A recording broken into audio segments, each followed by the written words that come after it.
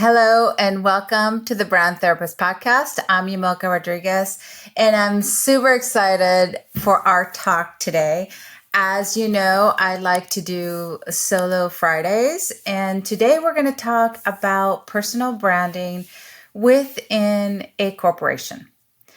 So this is very specific to people who are in a corporate world and want to start their personal brand. Now, this is helpful for startups and entrepreneurs as well, because it gives you a framework for what you should be looking at, not only inside the corporation, but also within your personal brand as you want people to see you as a thought leader, right? But before we get started, I have a few tips for you. But before we get started on those, I wanted to tell you my story. And the whole reason why I'm doing this episode today is because I was speaking to an ex-colleague and boss, and it made me realize that it really is difficult when you can't truly be yourself within a corporation. And this happened to me when I used to work in a big corporation. I actually, I always talk about archetypes. And if you get deep into the method, there is a primary archetype and a secondary archetype. And my primary archetype as lover was not rewarded in the corporate world. And I talk a little bit about that in my book, but I actually realized in the last few days how it has not only been so profound in the sense of my struggle that I have within my two archetypes and how that shows up in everything that I do every single day. So my story is that because I wasn't rewarded for the lover archetype, which was passionate and indulgent and feminine, I kind of forced myself into the magician archetype, which is my secondary. And because that magician was rewarded, because the magician was visionary, it was creative, it had all these ideas, it was strategic, it could understand psychology and how people worked. And so it was really, that was the piece that was rewarded for my personal characteristics. So I wasn't fully being authentic to myself, right? I was being shunned into the light of just exposing my magician because it was intelligent and it had all these ways of thinking about different concepts. And it's not that it's not part of me, it is part of me, but I wasn't being playful. And that's really the part of me that I missed the most. I was being serious, right? In corporations, we're serious. Everything we talk about has to be super knowledgeable and smart, and it has to have some sort of like purpose and goal oriented. And there was no room for play and having fun and being yourself. And so I felt stunned, and I really didn't even know that this was happening. It was very at an unconscious level. And so as I was talking to my boss about this, because he had a theory that a lot of corporations only house maybe one sort of archetype, and what I was telling him is that maybe it wasn't that it was one archetype. Maybe it was that there were different archetypes, but they couldn't show their true selves. And that maybe they all looked like a certain archetype because you were trying to be that boss, that very efficient, performance-oriented person, even though you weren't really that deep inside. And so I just want to say that as I read these tips, it's really important to look deep, deep inside you and see what's happening? Like, are you able to fully express your identity, who you are? Are you fully available to really look and see what's happening and making a change? So, not that I can say that I'm fully there myself, but I am now conscious of it and I can do something about it. And so for me, really stepping into this true self of mine and not making work or knowledge be the number one thing for me is really liberating. And so I ask you to look at your true self and see what you're not putting out there because you're worried about what other people think. And that's one of the things that really stop us from truly expressing ourselves, is that we always are worried of what others think and what others' judgments are on us. So I know it's difficult, but just stop thinking about others and think about you and what you want to express about yourself, because that is what's going to make you famous. That is what's going to leave an impact in the world and a legacy for everyone to learn from and see. Okay, and with that, let's go into our tips.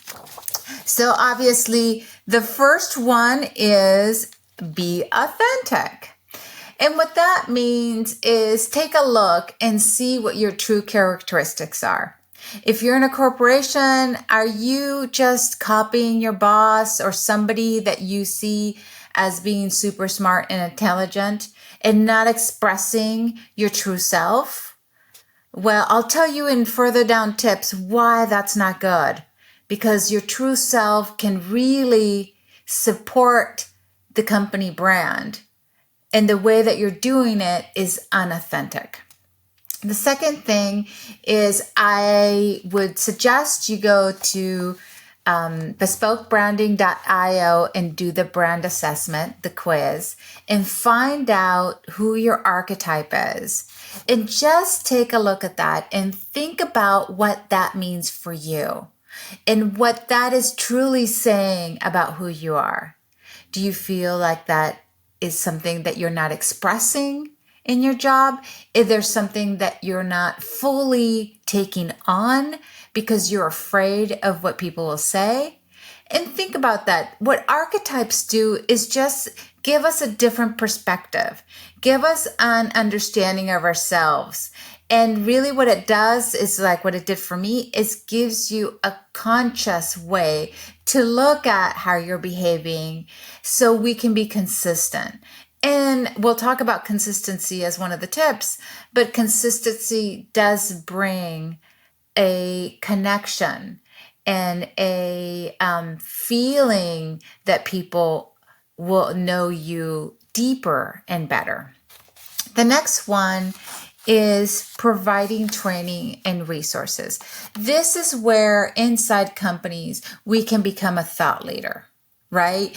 I had a guest on the podcast, and one of the things he said, which was super meaningful to me, was give until it hurts. And this was one of the questions around how do you become famous? And he's like, give until it hurts. And I see that as training and resources. So giving your knowledge, your understanding, doing trainings inside your corporation, doing things to just educate people on what you do is extremely important for you to become a thought leader. One of the things that was so easy for me as I transitioned from being in corporate into the entrepreneur world is that I had set myself as a thought leader in my corporation. I had expertise. I had archetype expertise. I had persona profile expertise, right? And I had design thinking expertise. So I set myself apart in that way within the company. And you can also set yourself apart, really understanding what your strengths are and giving that strength to other people through trainings, workshops, and resources. The next one is consistency across platforms. Now, I think this also depends on what the company rules are. Some companies don't want you to talk about their company, which I think that's a really big mistake. Because if companies knew that the more employees accepted the company's brand and values and shared those, the more the company would be kind of looked at through those lenses and those eyes.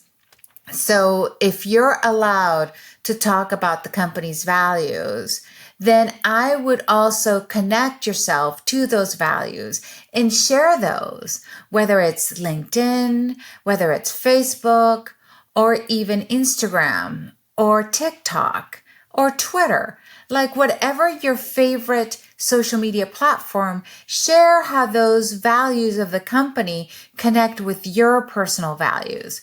Because that's how people are going to get to know you and are going to get to know why you believe so much in this company, which makes you a better leader.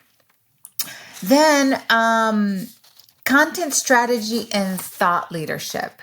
Yes, this is really important. The message that you're leaving behind, how you create content, what is it that you want to be known for?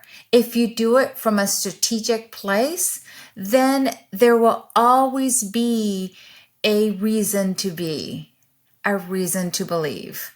And so think about what your content strategy is, what your tone of voice is. I did a podcast in the past on tone of voice and messaging. So take a look at that, because the more you're consistent with your tone of voice and messaging, the easier it's going to be for you to create a personal brand that's trustful, that people look up to you for, and you become a thought leader in your space. The next one is networking and marketing and engagement. Okay. So this is where the rubber hits the road. A lot of us are like, okay, I'm okay with everything, except I don't really want to go and connect and do these things, even if we're a little bit more of an introvert. Now, I say this because it's important to connect to individuals, right? We are all people talking to people. We're all humans talking to humans. There's no aliens around. So we really need to be out there engaging individuals, talking to people, networking, whether it's within the company or outside of the company. It's really important to connect with people so you can understand yourself better. The more that we connect and that we have empathy for others, the more that we connect with ourselves. So connecting and engaging is really critical as we think about personal branding. So the other piece is internal recognition and acknowledgement. Now, like I said before, some companies don't reward certain archetypes, so we hide them. So one of the things that we have to learn about ourselves is to figure out how we can start, if that's something that's happening for you and your company, how can you start a conversation where we think about diverse individuals, diverse thinking. And that is what's going to make a great company, is for people to reward diversity and reward different thinking. Yes, I was a creative and probably only 20% of the population in the company that I was with, maybe even 10. So the majority were not creatives. And so I felt alone, and it wasn't really rewarded to be creative. And so in some ways, but not in a large, significant way in corporation. So what I would say is, who do you need to have these conversations with? Maybe HR, to really look at how diverse thinking can be rewarded. And that way you can bring out your true self a little bit more. And leadership participation is one of the things that, we look at. So leadership participation, what does that mean? Are you participating in the company's leadership, and does the leadership in the company know who you are? Right? There's many ways to really connect with leadership, whether you just ask for a personal one-on-one or you start doing things in the company that keep you in this sphere, because that participation people start looking at you as a source, as a resource, as something who has a specific thing to give back to the company. The next tip is align your personal brands to the company's values. We talked about that up in the beginning of this conversation, is how do you align your personal values to the company's values? And that really puts the company in a great light. And that gives you leverage to be authentic, to be yourself. And then the last one that I'm going to talk about is monitoring and support progress. Now, a lot of times we do all these things and we don't ever look back and see what's happening. Is there change being made? Are we making a difference? Have you progressed on your personal brand? And, I was talking to a different guest on the podcast, and he had a really good insight, which I totally believe in this, is that we are a brand, whether we want to be or not. So take charge of your personal brand and do it with a purpose, with impact, so you can leave a legacy.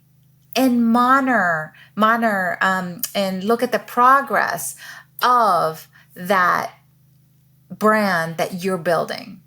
So I thank you so much for being here with me, and I hope you have as much success as you deserve and become this amazing thought leader so you can leave a legacy and be yourself, who you are, and be consistent as the brand so people can get to know you and follow you, because everybody here in this world has something to give. So give your expertise and your knowledge to the world so you can leave an impact. Thank you so much. And thank you for listening to the Brand Therapist podcast. And I'll see you on the next show.